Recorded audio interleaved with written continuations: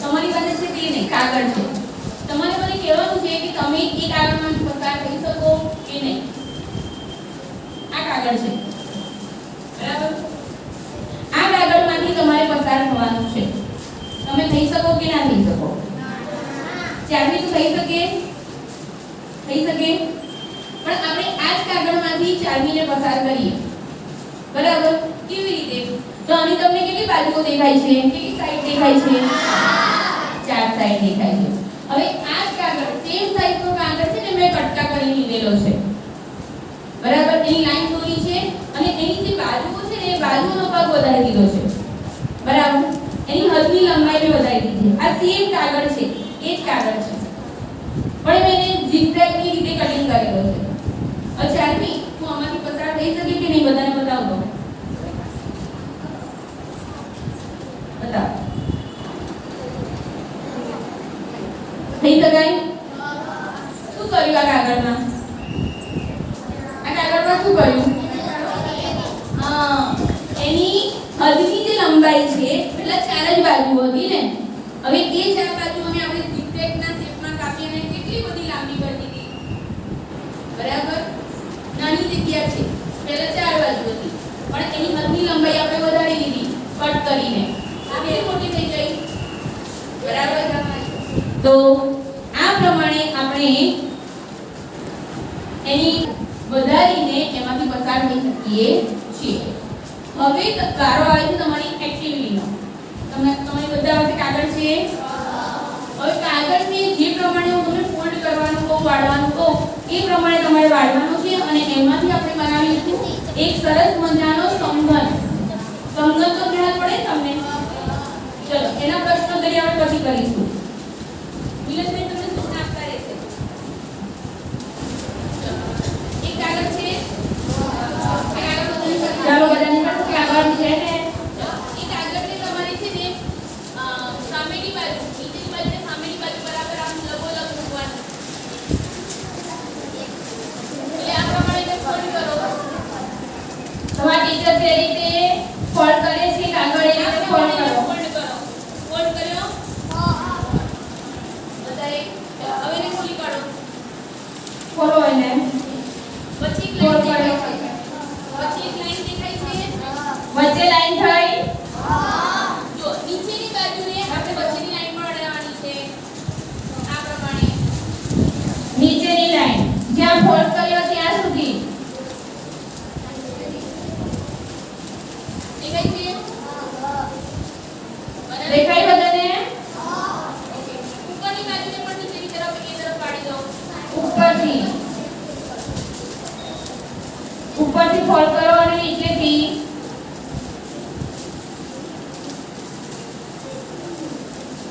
આ પ્રમાણે. ચાલો બધા બતાવો છો. દરેક જણ બતાવશે કાગળ. આ પ્રમાણે ફોલ્ડ કરી બસ ઉપર આવો, ઉપર આવો. સરસ. ઉપર વચ્ચે આવી જાઓ. વચ્ચે આવી જાઓ. જુઓ છેલ્લે પેલું બને ને આ પ્રમાણે તમે ફોલ્ડ કરી. ઓકે. પછી હજુ પણ એની કડી વાળો અંદરની બાજુમાં સામ સામેની બાજુ બરાબર કડી વાળો બતાવું તમને પ્રમાણે. જો લંબાઈ બાજુથી ઉપરથી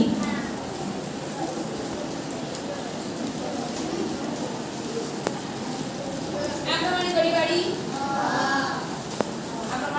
બધાય. હવે કાગળને ખુલ્લો કરી દો. કાગળ બધા ખુલ્લો કરશે. વચ્ચે લાઈન પડી જશે. દેખાય છે ને? વચ્ચે લાઈન પડી. જો આ બાજુનો છેડો છે એને આ પ્રમાણે અહીંયા મૂકી અને વચ્ચેને આ પ્રમાણે જો કોઈ ત્રિકોણ આકાર જેવું બનાવો. બરાબર સરસ બનાવજો. હા બનાવ્યું? બધા મને બતાવો. ઉપર કરો તે બનાવીને ઉપર કરીને બતાવશે. Very good. સરસ બનાવ્યું.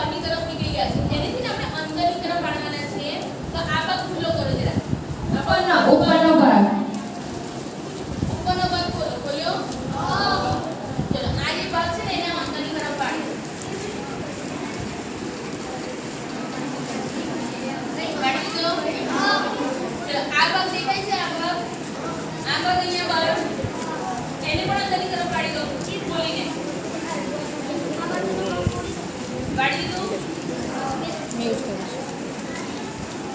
આવો આકાર બન્યો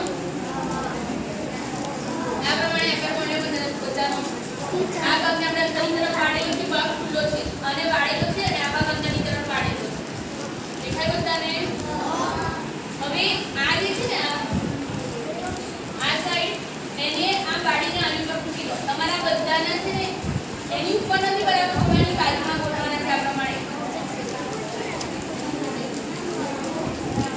પહેલા તમે જે કાગળ વાળી છે એનાથી બધાની લાઈન બની ગઈ છે બધી બાજુથી હા વેરી ગુડ એટલે આ પ્રમાણે ગોઠવ્યો હવે આ ભાગ છે ને આ ભાગ આ છેડો એની નીચે મૂકી દો એની ઉપર બરાબર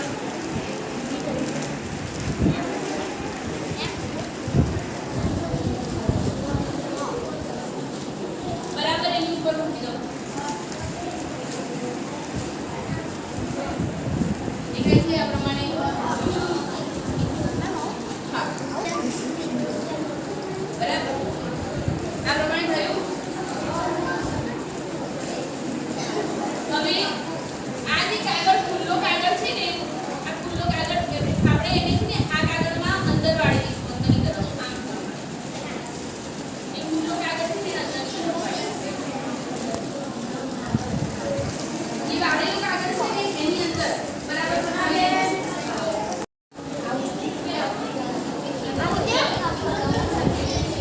આ પ્રમાણે વચ્ચે ક્રોસ બનશે વચ્ચે ક્રોસ બનશે બધાને બન્યું આ છે આપણો સમઘનની એક બાજુ બધાને આ પ્રમાણે બની ગયું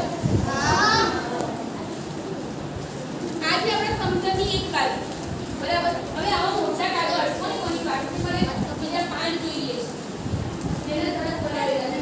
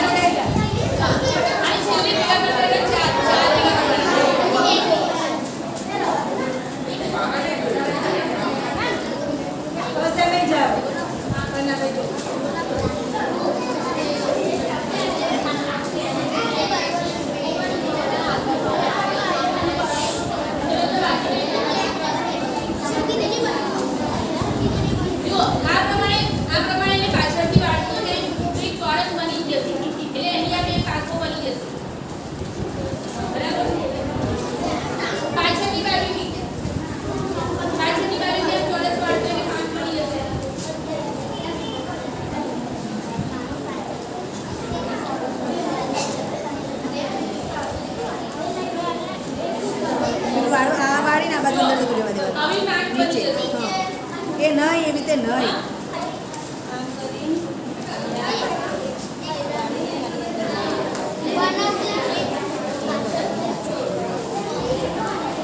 બસ દૈવત પછી હવે આગળ શું કરવાનું મારી બધા છોક આગળ જજો એ ચોઈસ મને એવી રીતે ગોઠવી છે કે સરસ મજાનો સમઘન બનશે તમે રમવાનો પાસો જોયો છે રમવાનો પાસો એવો એક સમઘન મોટો તૈયાર થઈ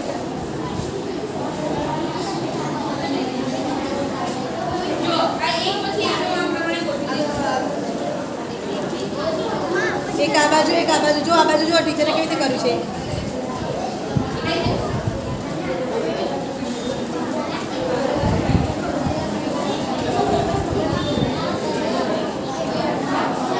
જો આ ત્રણ છે, ત્રણની મેં ભેગા કર્યા, ચોથું છે એમાં એડ કરી દો.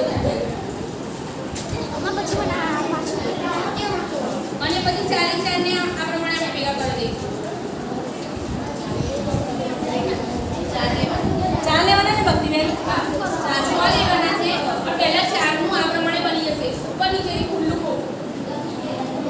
તમારી આજુબાજુમાં તમારા મિત્રો પાસેથી તમે કલેક્ટ કરી લેજો. બરાબર? તો આ ચારનું બન્યું. વજન સેમ આવે, ચાર બનાવવાના. બીજા બે બાકી છે. બનાવી નાખો નાખી એની વાત તારી જોડે ચલો બીજા બે બાકી છે ને, બે બંને બાકી છે એ અંદર મૂકી દઉં છું આપણે.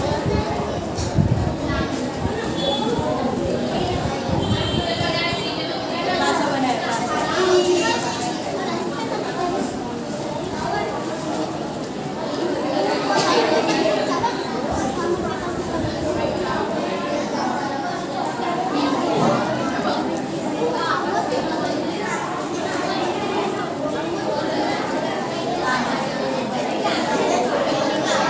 ચલો તમારો સમજણ તૈયાર થયો. આ પ્રમાણે સમજણ બનાવ્યો. તમારામાંથી કોનો બની ગયો?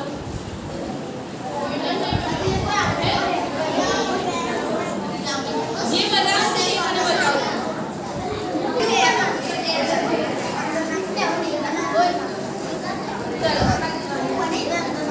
તો તમારે આવા 6 ભેગા કરવા પડશે. આવા 6 ભેગા કરવા પડશે.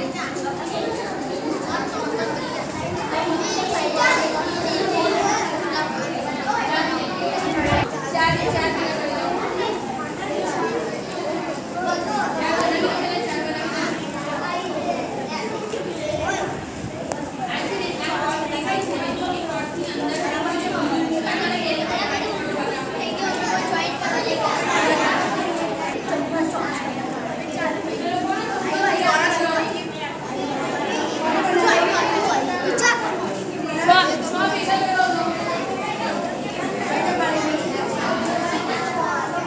કેટલા ભેગા થયા?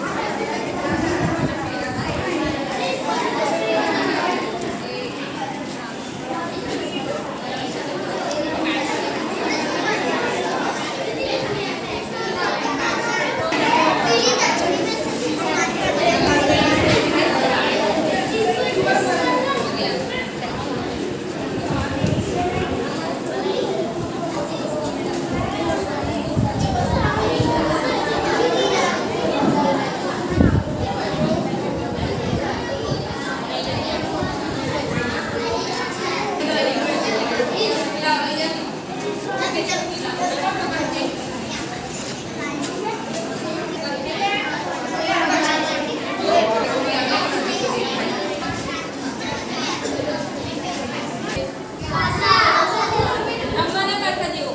બરાબર? કેટલી બાજુઓ છે? કેટલી બાજુઓ છે? 6. કેટલા ખૂણા દેખાય છે? ખૂણા કેટલા છે? 8. 1 2 3 4 5 6 7 8. ચલો કિનારીઓ કેટલી છે? કેટલી કિનારી છે? 4. ઉપરની 4, નીચેની 4 અને આજુબાજુમાં 4. ચલો આવો સમઘન પાતળ સમઘન આકાર બીજી ક્યાં ક્યાં તમે જોયો છે? ક્યુબ. રમવાનો જે ક્યુબ આવે છે તે રૂબિક ક્યુબ. બરાબર? પછી બરફ. Very good. પછી બોક્સ. અચ્છા આ કહેવાય કે 3 ડાયમેન્શન ફિગર કહેવાય. કેમ 3 ડાયમેન્શન કહેવાય?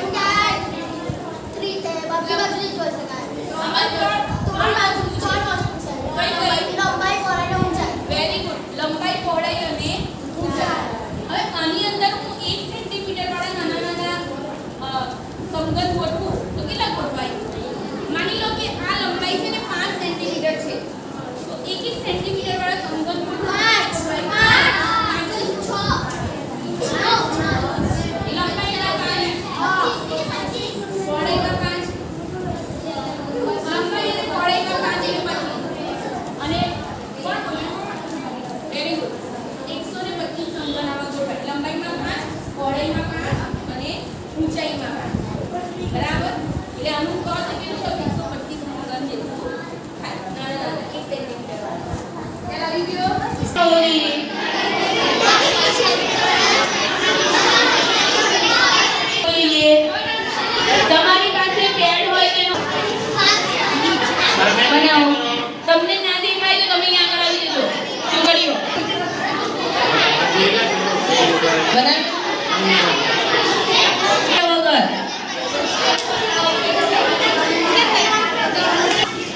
ચલો સરસ અહીંયા શ્વાન બનાવેલો છે.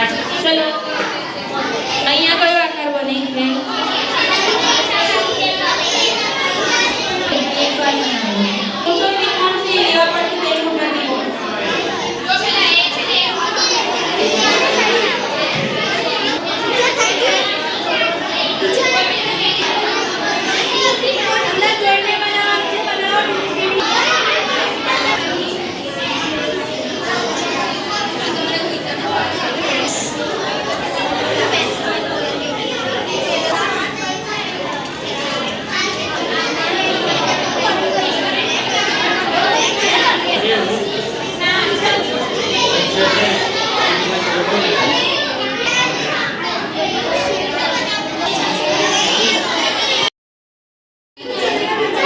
ત્યાં સુધી હરીકનું ધ્યાન આ બાજુ બનાવીને મૂકી દેવાનું તમારે, પછી ધ્યાન આ બાજુ આપો. આને શું કહેવાય? શું છે? એક પઝલ છે. તમે બજારમાંથી જુદી પઝલ લાવીને એને ગોઠવો છો ને, અને તમને જે કાગળ આપેલો છે, ચલો તમારે સાંભળવું છે આ બાજુ. છોકરીઓ છોકરાઓ કાગળ હતો, એમાંથી જુદા જુદા આકારો અહીંયા કાપેલા છે. પેનગ્રાફની અંદર તમે જોશો એક શક્કરપારા જેવો આકાર છે. એ